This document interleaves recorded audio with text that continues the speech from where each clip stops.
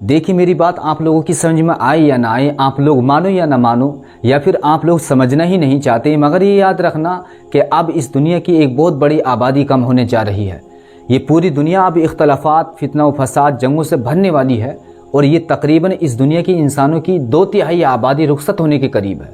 जंगों से, अचानक हादसों से, बीमारियों से, फ़िक्र फाका यानी गुर्बत से, इख्तलाफात से, अजीब व गरीब वाक़ात से, ये इस तरह की बहुत सारी चीज़ें हैं जो सबब बनेंगी इस दुनिया पर मौत की बादशाहत का। ये अभी हम लोगों के पास ये 2-2.5 महीने एक्स्ट्रा टाइम, मोहलत का टाइम मिला हुआ है। ये जो अमन और सुकून का वक्त हम लोग गुजार रहे हैं, मोहलत का वक्त है अक्टूबर के महीने तक। फिर उसके बाद हम लोग अपने सर की आंखों से ये सभी मामलात होते हुए देखेंगे।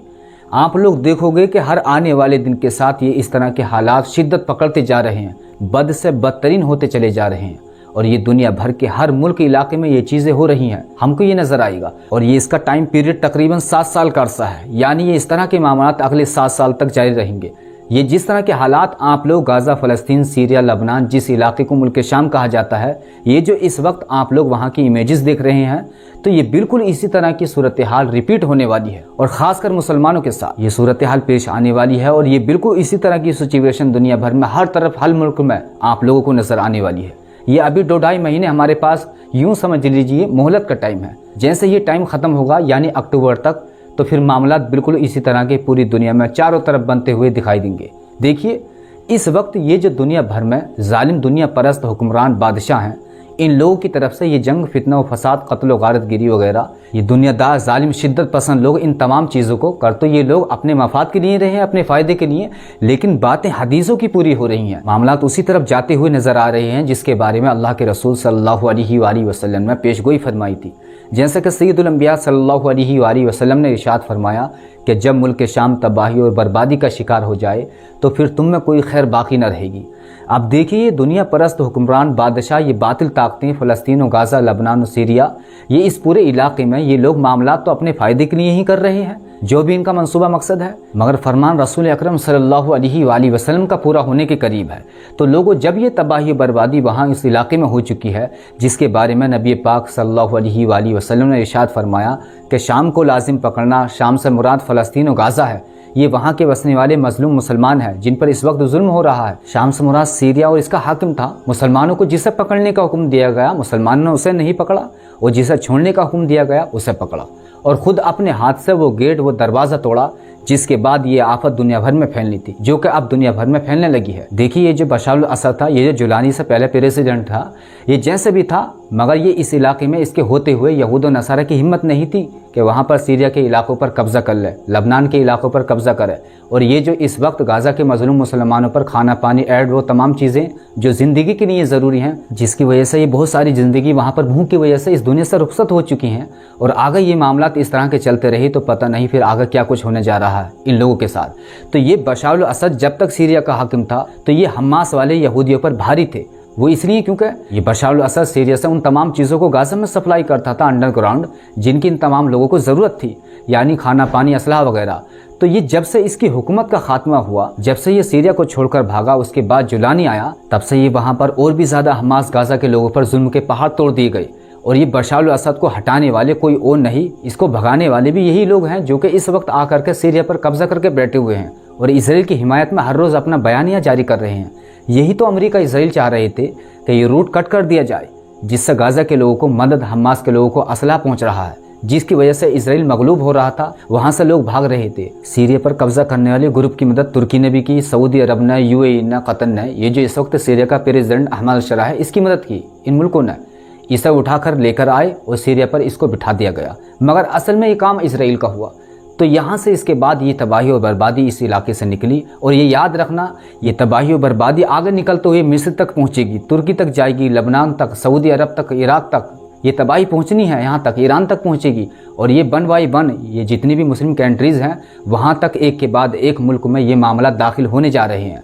कोई एक भी मुल्क बाकी नहीं बचेगा। और ये जो सीरिया है ये कई टुकड़ों में बंटने वाला है, यानी इस सीरिया पर कई गिरोह का कब्जा हो जाएगा।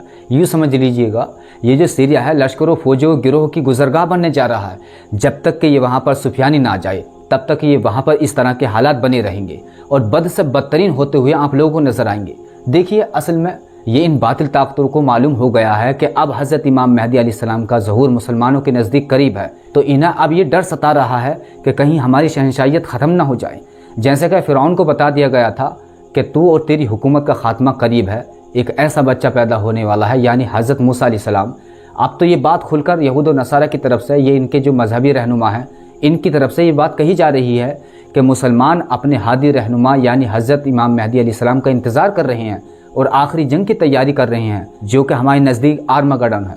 और इन बातिल कुव्वतों के साथ ये जो अरब अमारात के मुस्लिम बादशाह हैं, इनको भी ये डर सता रहा है।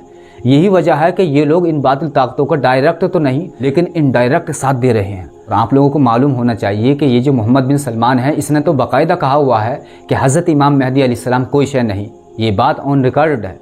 और अब ये इन बातिल ताकतों को यहाँ तक मालूम हो गया है कि हज़रत इमाम मेहदी अलैहिस्सलाम का हेड क्वार्टर इसी सीरिया के अंदर दमिश्क के करीब अलगोता के मकाम पर बनेगा, तो ये इसलिए वहाँ पर बदअमनी फैला रहे हैं और अपनी मनचाही हुकूमत आदमी सीरिया पर बिठाना चाहते हैं। और ये ऐसा होगा, ये होकर रहेगा।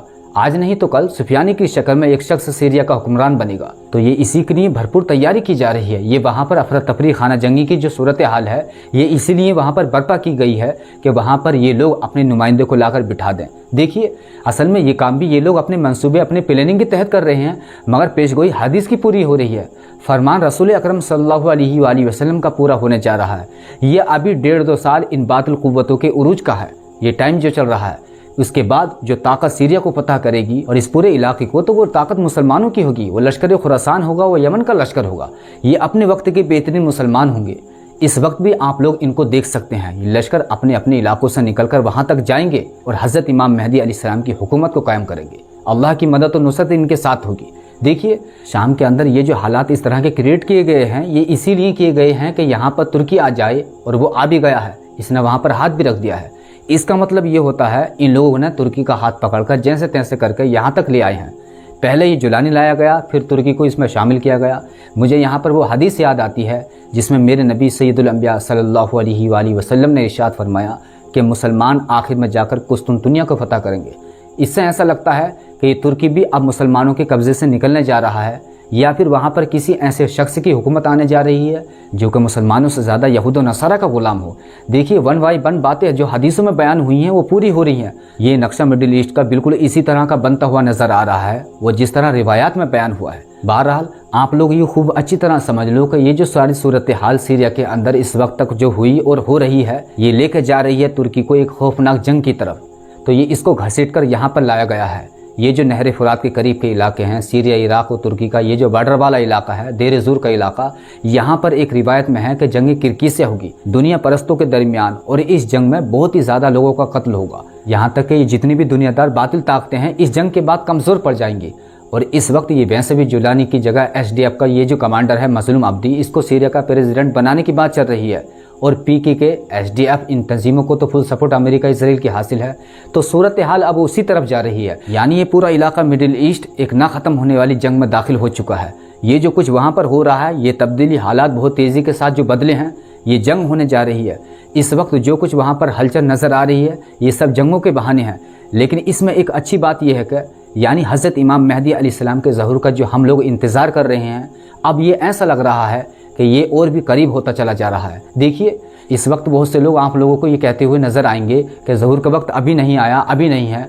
ये भी हज़रत इमाम मेहदी अलैहिस्सलाम के ज़हूर की निशानी है। रिवायत में है कि जब लोग हर तरफ से मायूस हो जाएंगे और कहेंगे कि अब कभी भी हज़रत इमाम मेहदी अलैहिस्सलाम का ज़हूर नहीं होने वाला, हम पिट रहे हैं, हम मार खा रहे हैं, हमारे इलाके निकल रहे हैं, दूसरे लोग वहाँ पर जो है कब्ज़ा कर रहे हैं, अब इस दुनिया में मुसलमानों की कोई पावरफुल हुकूमत नहीं रही, तो फरमाया कि यही वक्त हज़रत इमाम मेहदी अलैहिस्सलाम के ज़हूर का है। ऐसे ही वक्त में आप अलैहिस्सलाम का ज़हूर होगा।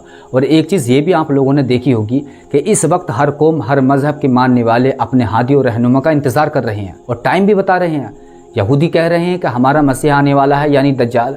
ईसाई कह रहे हैं कि हमारा मसीह आने वाला है, यानी हज़रत ईसा अलैहिस्सलाम। ये हम मुसलमानों का ईमान भी है। और मुसलमानों में तो इस वक्त हज़रत इमाम मेहदी अलैहिस्सलाम के ज़हूर को लेकर बहुत ही ज़्यादा बातें हो रही हैं। वो इसलिए क्योंकि अभी पिछले 3-4 सालों में हदीसों में बताई गई दर्जनों निशानियाँ पूरी हो चुकी हैं। और हिंदुओं में भी एक ऐसी ही शख्सियत के आने का जिक्र हो रहा है, और बुद्धिज़्म में भी।